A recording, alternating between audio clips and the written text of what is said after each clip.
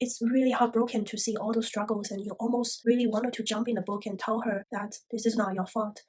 But after seeing all this history and all the struggles that she has, a simple comment of, you should tell the truth, or you are not a victim, is just too simple.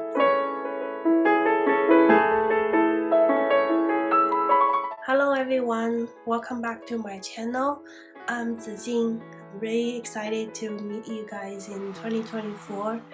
And I was planning to make a video about all the books I have read in 2023 and make some summarization based on different genres. But I was just too sick to do anything, so I decided to just talk about my favorite book from 2023. And hopefully in 2 weeks I will have the video ready for all the books I've read in the past. So my favorite book for 2023 is called My Dark Vanessa. So this is a novel written by Kate Elizabeth Russell. This is her first book. I find this book because I was book hunting in Barnes & Noble, and I find this recommendation and some introductions about the book. So I borrowed it in Libby, which is a very good app that I would recommend you to have if you live in the US, and you can sign up with your local libraries to get a library card and borrow books electronically and also physically. What I usually do is that unless I know this book is good, I will read it online first, and if I like it, I will buy a physical copy. And that's what my experience with My Dark Vanessa. First of all, I will give a brief introduction about this book. This book has two timelines, one in 2001 and one in 2017, all writing around a girl named Vanessa. She was 15 in 2001 and was groomed by one of her teachers in a boarding school. In 2017 was the time when there are Me Too movement, and she was kind of involved in that situation again because another student of the same teacher stood up and told the story. The teacher couldn't put up the courage to really confront what he has done, and he committed suicide. And we see Vanessa went to a therapist with a lot of struggles and how she tried to move on to her life, and eventually she did move on in the end. This book makes me really sad. Not just because how Vanessa has to face everything in 2001 when everything happened, and also in 2017 when her incidents was brought to the front stage, and during all those years, basically no one helped her. Her parents is avoiding this issue. It's like if they pretend nothing happened, if they just bury it, then this never happened. Her classmates hate her and basically blew up the whole thing and called her a liar. And the school also just want to protect the reputation. And all throughout those years, even though she has physically moved on from the relationship, she never mentally moved on, that she can never have normal relationship even with friends or with her ex-boyfriends. And in 2017, when the whole Me Too movement came up and she was harassed by journalists, and all throughout this time, the one that actually assisted her to see these things through was her therapist. That during continuous sessions, how her therapist has made her realize that she is a victim and she was abused and she was dealing with a lot of trouble that she has right now in her life, all because of what happened in the past.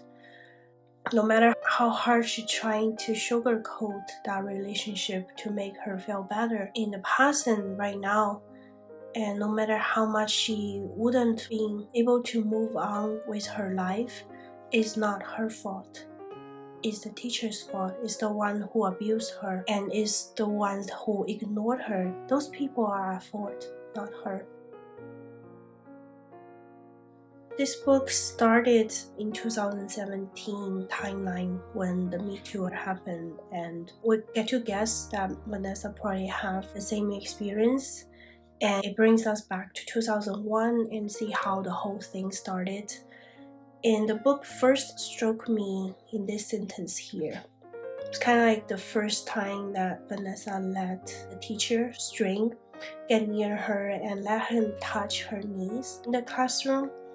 And after that, she said, the 9 other students pack up their things and leave the classroom to carry on with their lives, to practice and rehearsals and club meetings. I leave the room too, but I am not part of them. They are the same, but I am changed. I am unhuman now, untethered, while they walk across campus, earthbound and ordinary. I soar, trailing a maple red comet tail. I am no longer myself. I am no one. I am a red balloon caught in the boughs of a tree. I am nothing at all. And this is what I wrote after I read this part. This book first struck me here. It's touching not because it's using emotion condensed words or describing an unforgettable huge thing. It's just an alienation and disengagement in the simple words that really hit me hard. She's describing it as an objective audience, as a saying that Vanessa marked as the first step from which their relationship kick-started. At the same moment when she let String put his hands on her knee, she knew she had opened a Pandora's box, which will haunt her for the rest of her life. From that day on, she's no longer the same as all her classmates who can have normal relationships, heartbroken breakups with boys at their ages, a normal school time and a career in the future. However, for her, there's no normality anymore. She would be the red balloon stuck at the tree. She would be haunted for a long time. So as the story goes on, we can see her struggles all throughout the story. From the beginning when she has doubts that she'll start this relationship with him. This is actually where the book's name is coming from. My Dark Vanessa is actually coming from a novel written in 1962 called Pale Fire. Come and be worshipped, come and be caressed, my dark Vanessa. Crimson buried, my blessed, my admirable butterfly.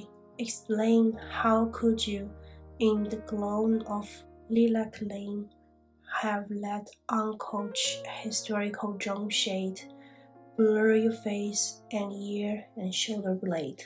So this is a poem that String showed that has Vanessa's name in it, and that makes Vanessa start thinking whether their relationship is predetermined, that she's meant to be with him. What she said is that seeing my name on the page this time feels like a free fall, a loss of control. Maybe this really was predetermined. Maybe I was made for this. So this is the time when she started to rationalize their relationship and to make her feel that she's not a victim, but she's like someone that meant to be in love. And she also said here, to be groomed is to be loved and handled like precious, delicate thing. So that means that she did feel String has put a lot of attention on her. That's the attention that she couldn't get from her classmates, her friends, or her parents even. So then she is seeking this attention somewhere, and that's what the teacher gave her and made it easier for her to rationalize the whole relationship. Their relationship eventually get exposed, and basically String blame everything on her and make her apologize in a crowd of classmates and make her take all the blames and just saying that she seduced him and he's the innocent one. And even after that, she still keep contacting him, and she still kept somewhat a relationship with him after she is no longer a teenager. And when they met one time when she was in college, she said that she has become an expert of the age gap trope, consuming books, films, anything featuring a romance between an adult and legal child. I search endlessly for myself but never find anything truly accurate. Girls in those stories are always victims, and I am not. It doesn't have anything to do with what String did or didn't do to me when I was younger. I am not a victim because I have never wanted to be, and if I don't want to be, then I am not. That's how it works. The difference between rape and sex is state of mind. You can't rape the willing, right? So this is basically shows the mindset of how she's rationalizing everything and how she's trying to find excuses for him by eliminating her thoughts, her rational thoughts. In fact, she did have rational thoughts coming towards her, and she was thinking about those inappropriate actions and all those things that he wanted her to do, but even though she said no or she was too afraid to say no, he still forced her to do those things. But whenever she has those rational thoughts, that's what she said here. But these thoughts, so she's referring to those rational thoughts that make her see things clear. These thoughts are like water-smoothed stones I pick up and study with cool eyes, then let fall back into the lake. She let go of those thoughts because she was not equipped enough to admit that she is a victim. She was not ready to confront everything, and she doesn't have support at that time to make her realize that the first step that she needs to do to move on is to admit this is a trauma, not an unhappy relationship. In the beginning of the book, she says, "Sometimes it feels like that's all I'm doing every time I reach out, trying to hunt, to drag him back in time, ask him to tell me again what happened, make me understand it once and for all, because I am stuck here. I can't move on." And that's why when initially the Me Too movement happened and the student who exposed String's behavior tried to contact her, her first reaction was avoidance, of course, and she actually contacted String and shared those information with him and trying to seek comfort. And she even said here that, "I wonder how much victimhood they will be willing to grant a girl like me." So she trapped herself in the past, and she doesn't see herself as a victim, not when she was experiencing all this or taking the blame for String, or after she left that school and started new life somewhere else. She was always the one that reaching out to String and trying to go back to their relationship because she was stuck there. But she was not stuck there because the relationship is real, but it's because of that traumatic response, and she has no guidance and no support from anyone else. She was only realizing it after she went to a therapist and really start to digging into the relationship and have someone with professional advice and expertise to help her see things clearly.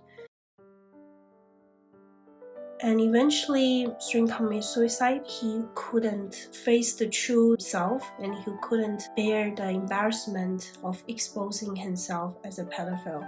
So that's what Vanessa's therapist said.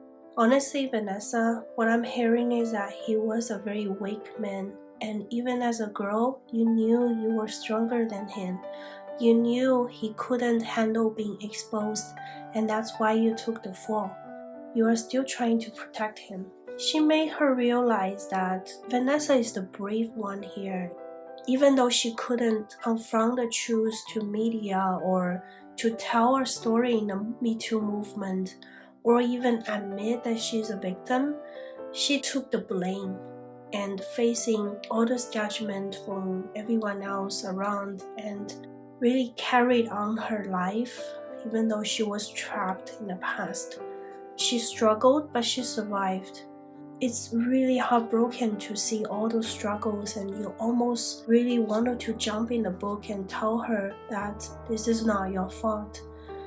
But after seeing all this history and all the struggles that she has, a simple comment of "you should tell the truth" or "you are not the victim" is just too simple. In the end, Vanessa's mom shared a memory that she had for Vanessa when she was trying to ski on the iced lake, and that her memory of Vanessa being a very brave girl. She said, "We couldn't get you to come inside, but I didn't want you on the lake without me watching. I was too scared of you falling through. Dad went out with the hose and flooded the front yard. Do you remember that?" Vaguely I do, skiing after dark, maneuvering around the tree roots that jutted through the rough ice, trying to work up the courage to attempt a jump. "You weren't scared of anything," Mom says. "Everyone thinks that about their kid, but you really weren't." So that's really an image that lingers around that, this brave girl skating in the dark that was not afraid of anything. Different people reading this book or responding to any of the social news about the Me Too movement or any of the similar examples, different people may have different interpretations, and it's very easy to blame the victim. You are not a perfect victim, that you wear too sexy clothes or you let yourself too easily to be a target, and your story doesn't add up, and you're just telling the story right now to get famous. Yes, you are brave to tell the story in the public, but what you trying to get? Things already happened. We hear so many of those criticisms, and I really appreciate the author writing this fiction story that shows as perspective of the victim and all her struggles. Those are the stories that may not be told in public.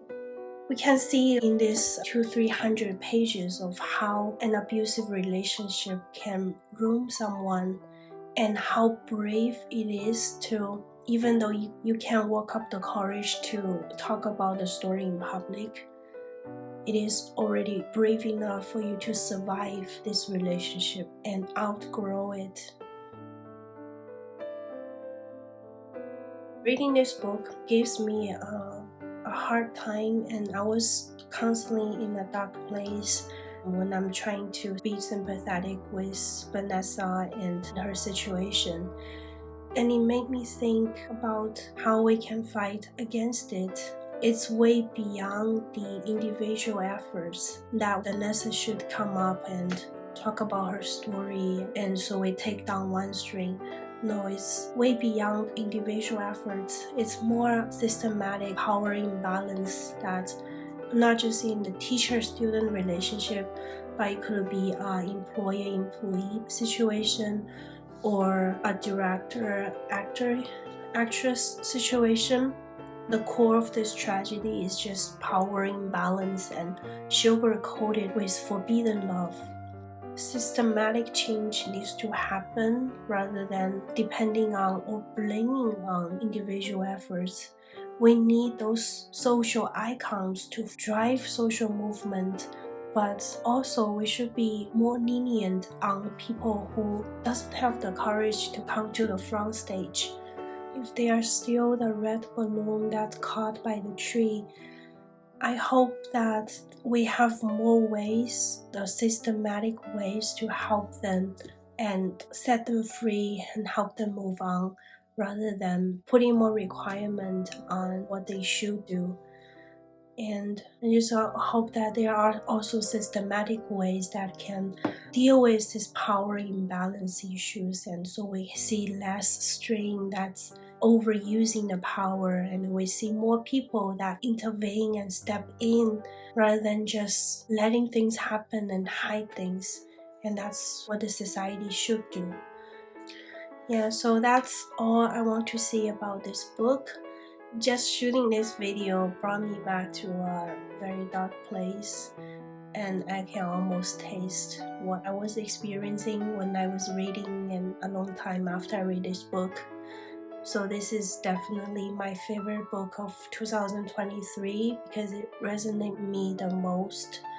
Not because of personal experience, but just the way that Kate was writing this book and all those news we saw in the past years, and it just really made me thinking about individual versus system and what we should do as individuals and what should we encourage to for the whole system.